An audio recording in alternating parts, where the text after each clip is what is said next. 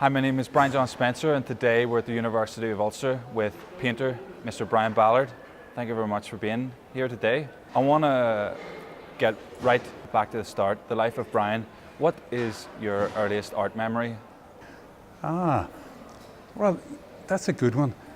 I lived near Ormer Road when I was a lad. I was only about 5 or 6, and I can remember scratching on a painted wall in the Ormer Road with a nail or something, just drawing into I think it might have been green paint, and that was going. It was a bit of fun, but I suddenly was approached by what we called a peeler. That's a policeman, and he tore strips off me for scratching the wall. So I wasn't put off.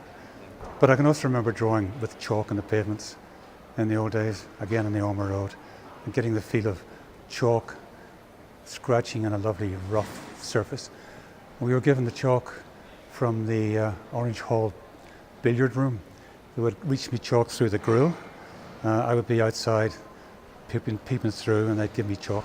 So that's where it started. Was it from then on that did you have a sense that that was your destiny, to be this fidgeter and marker, that you had to make a mark with things? That's a good phrase, making a mark, yeah. I can remember I went to a school called Malone Primary, and it was attended by kids from Harberton Park and kids from Tuckmona. So there was quite a contrast in social class. And I mention this because, well, it was quite a shock to me to be mixed with these more affluent kids. But I enjoyed that. I remember we had an art department that was really ahead of its time, and I can clearly remember painting some oak leaves and acorns in a repeat pattern. And I can still remember the feeling of repeating it over and over and trying to get some sense of it, and getting looser and looser as I went down the page, more and more carefree.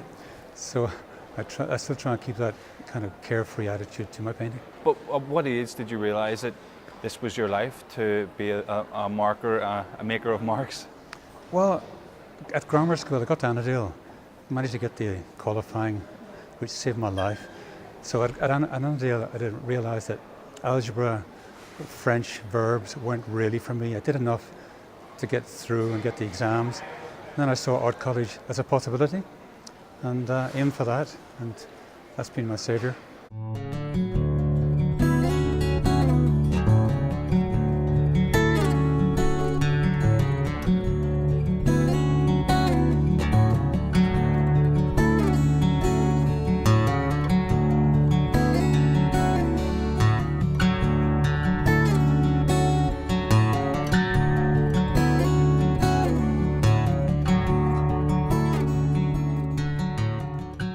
To then leap to the other end of the life of Brian, you're now into your 74th year, and there's a great life and vivacity and energy to you. You're windsurfing and you're on boats, you're fishing, you're zipping about in a VW camper van, and you're in the elements. Slowly. Yeah, okay, cautiously. And you're in the elements painting. And in the context of Northern Ireland, we're a bit more conservative, and we retire, and the old gentlemen return to their man shed. Why are you breaking the mould, continuing to break the mould and be so different? Well, you were looking at my book just there now, Brian, and you saw the self-portraits when I was just like my 20s. I still feel like that inside, just kind of what people say when I get to my age. Sometimes some people just feel decrepit and tired. Happily, I feel quite energized. I have a young family, and I still want to tackle new things. That's one reason I decided to paint bigger paintings 3 or 4 years ago. Just something I've always wanted to do, and get out there in the open, put these big canvases into the back of my camper van, and go down to the sea and just tackle them. Because it is a question of tackling a painting, not just starting at the top and working to the bottom, you know. You seem to have this real dedication to documenting and archiving your work right from the very start. You seem to have a record where you put away work, and you then hide it away, and then you bring it back into the public realm to show them. Is that something that you enjoy, looking back and archiving and showing the evolution in your work? That's a good one. I guess early on I decided to date my paintings. It seemed like a fairly kind of arrogant thing to do, for thinking it might be relevant or important to have a date. But in retrospect, it has been good. And over the years, I've taken some of my favorite paintings and put them away rather than show them or try to sell them. And at the moment, I have lots stashed away. And that's how I was able to produce the book with Marianne on pretty well my life's work, because I have good examples of pretty well every stage in my racks.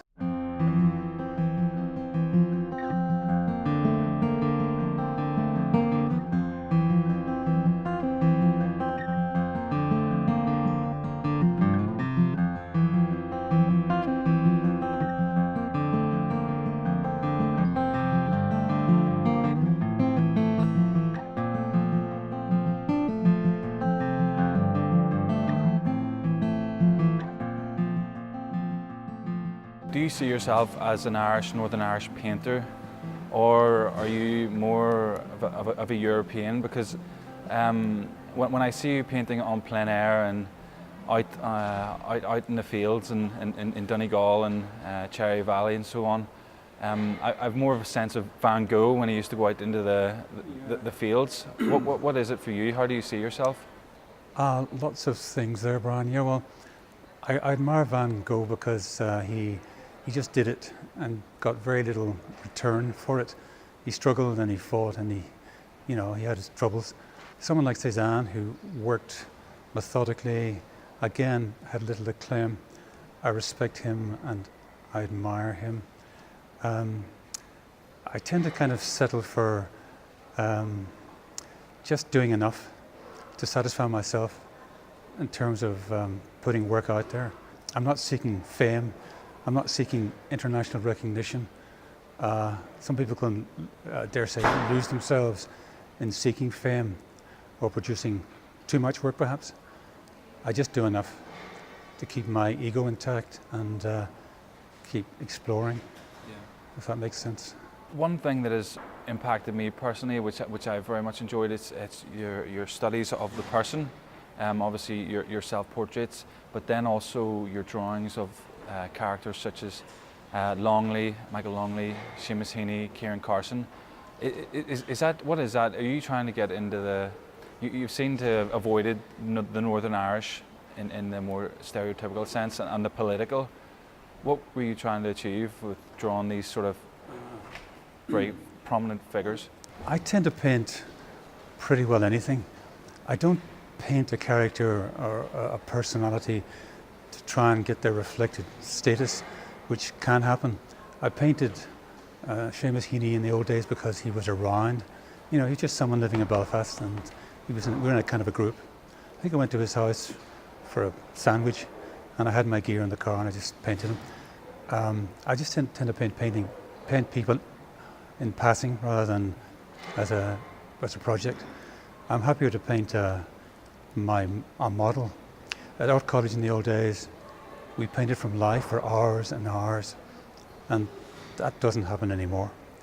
And for me, it was a good discipline, and I still try and keep that going. Every now and again, I find someone to paint. Well, they quite often find me saying, "I hear you're looking for a model," and I work from a life, and that's so damn difficult, so exacting, and just hard work.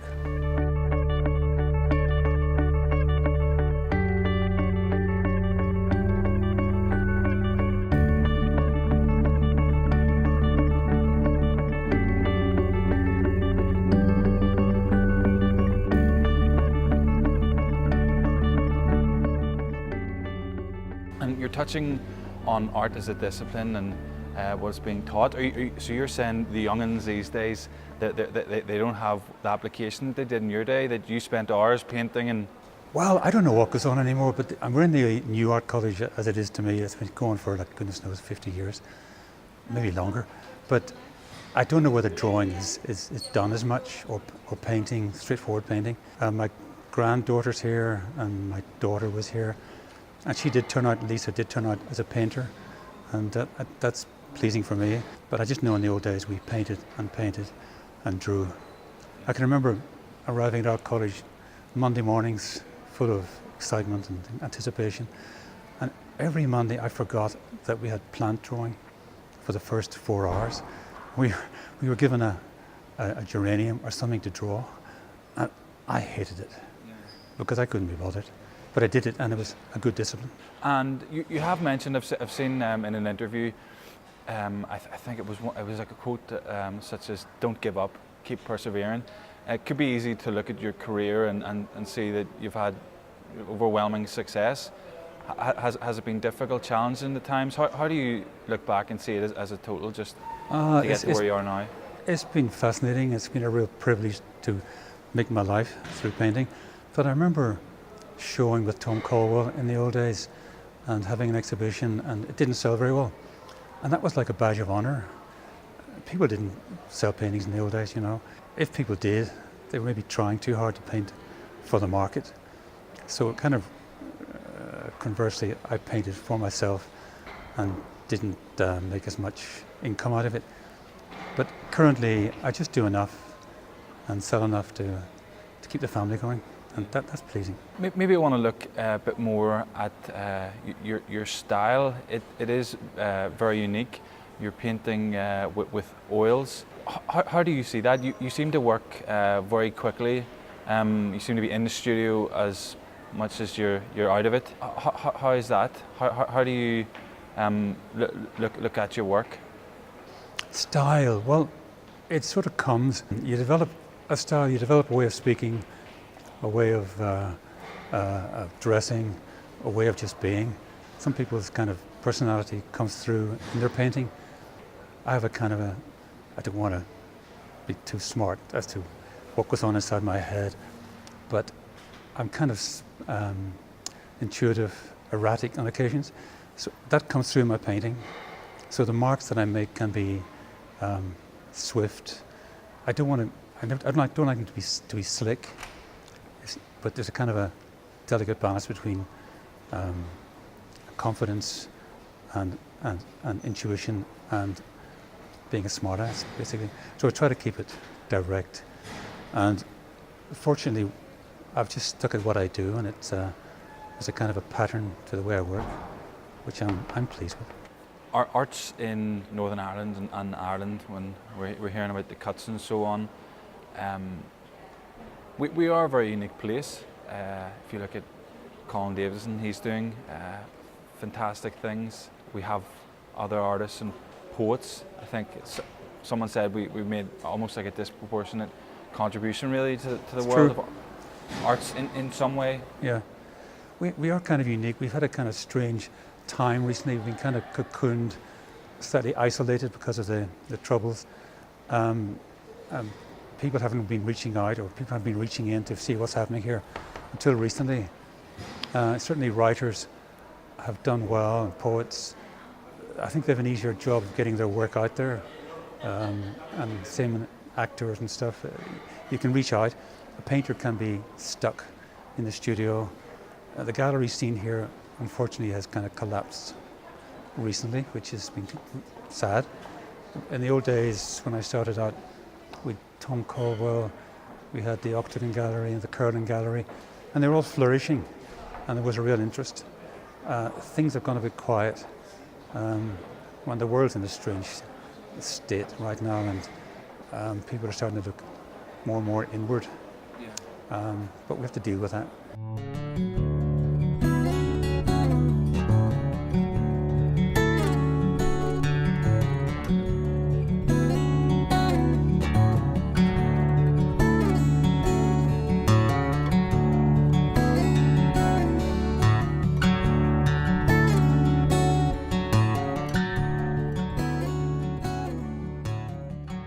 I want to look a wee bit more about this landscape on plein air, open air painting that you're doing. You've used the word, I think, battle or combat or the struggle when you're painting, and it really fascinates me because it just reminds me of J.M.W. Turner. Oh, yes. And the adventures he used to get up to, and it breaks it out of the studio and it makes it a lot more real, and it shortens the painting process. What does this mean to you? What is this that when you're out in the open painting against the elements? Can you talk about the process and the thoughts? Aye. It's a good feeling just setting up, putting the painting, the canvas into the camper van and driving, say, down to Orlock, where I paint, and lifting it out, walking through the undergrowth down to the rocks, setting it up and making sure the easel is wedged down with a rock or something, and waiting for the sun to come out, getting it all ready. My paints are kind of a mix these days. I use all kinds of media, and I use a big squeegee sometimes to spread the paint initially, so that I can block out the awful white canvas. Well, the fact is I generally block out the canvas before I leave. I can't face a white canvas these days anymore. So it's a real confrontation, keeping the painting flowing, watching the elements change, the ripples in the sea, the tide coming in.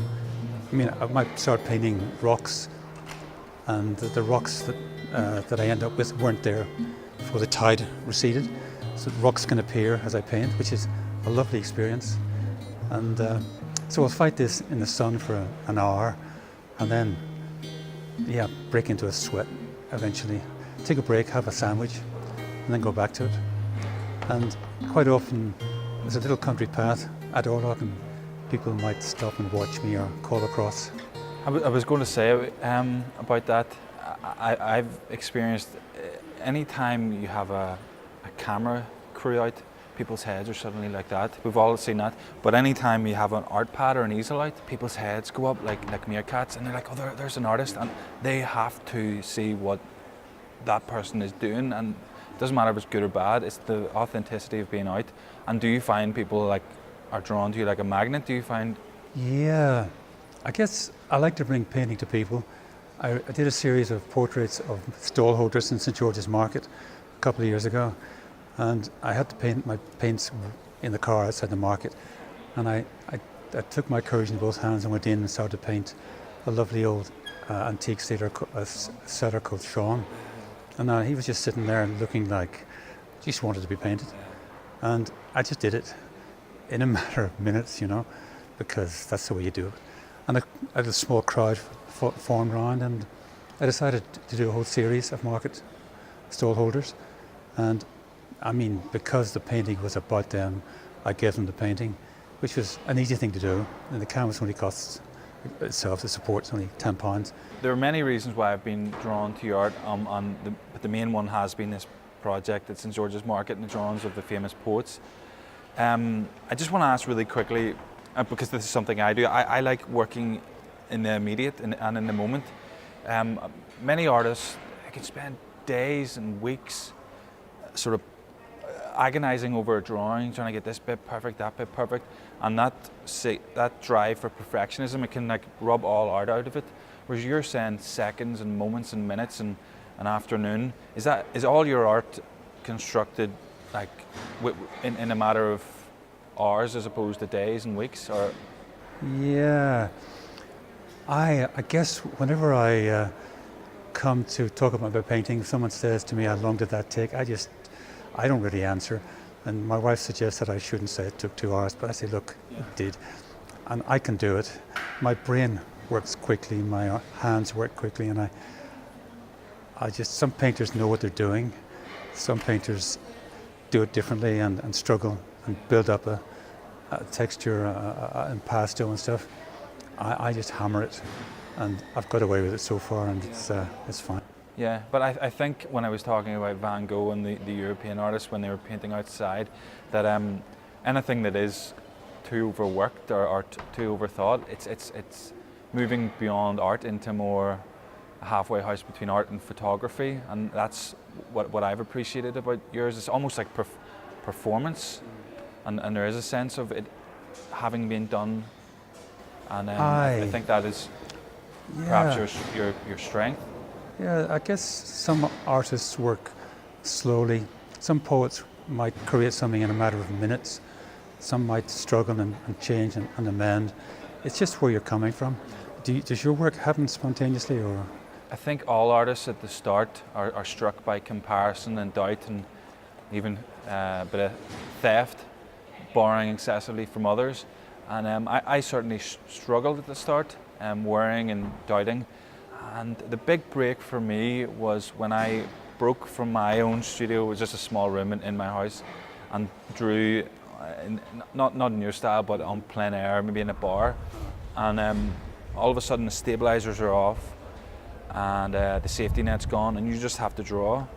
And I talk about my 3-point average. When I first started, maybe 1 or 2 out of 10 had a sense of likeness, and some of them were way off field. So over the last 4 or 5 years, I've spent a lot of time drawing away from the studio, because it allows me to short circuit the flaws in your brain, which sets up these false barriers and expectations.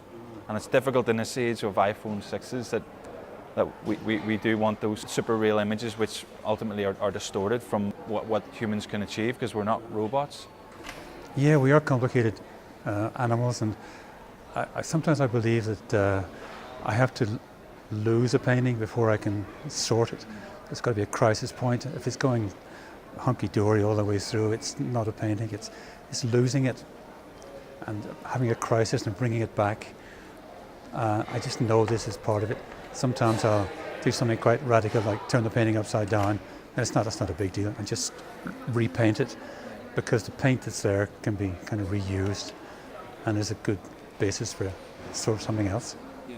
In fact, I remember when I first painted over one of my paintings that I'd rejected, I realized that the painting I was doing was half sorted. So the painting over a painting was a kind of a release, so that quite often all the time, I destroy the white canvas and paint over something I've started, which is like a kind of a cop-out from starting from scratch.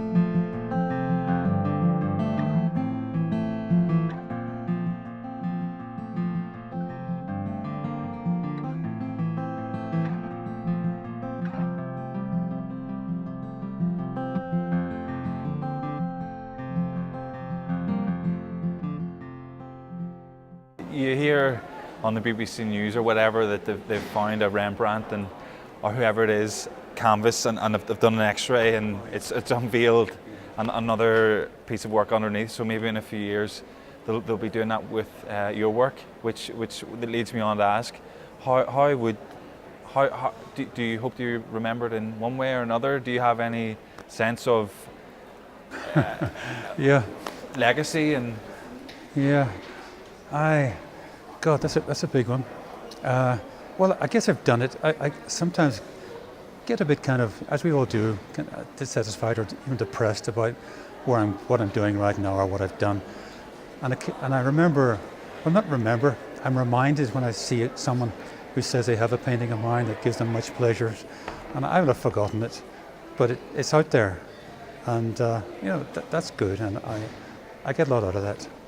The odd word of advice I've given to someone just in passing, that they've remembered and they remind me of years later. Yeah, I'm out there somewhere. Okay, Brian, thank you very much. Some fascinating insights and stories. Before we leave it, where can we find more about you? Oh, thanks, Brian. It's been good talking with you. I don't have a gallery as such in Belfast or really in Northern Ireland. I guess I've got a studio full of paintings, and yeah, that's where they are. And I've got a website, of course, which doesn't do very much. It's out there. And I have a little book which Waterstones sometimes have, and the Arts Museum sometimes have, and that's full of interesting stuff from my 50 years of painting. If anybody wants to have a look at that, that's where it is. Okay. And any upcoming shows? Things are quite quiet. Oh, I'm having a show with my daughter Lisa in Arts Centre later this year. I like showing with Lisa. Her work's quite different to mine, but we put on a good show together, and that'll be coming up later this year. Fantastic. Must go to that. So Brian, thank you very much. Okay, good Thank to you. talk. Cheers.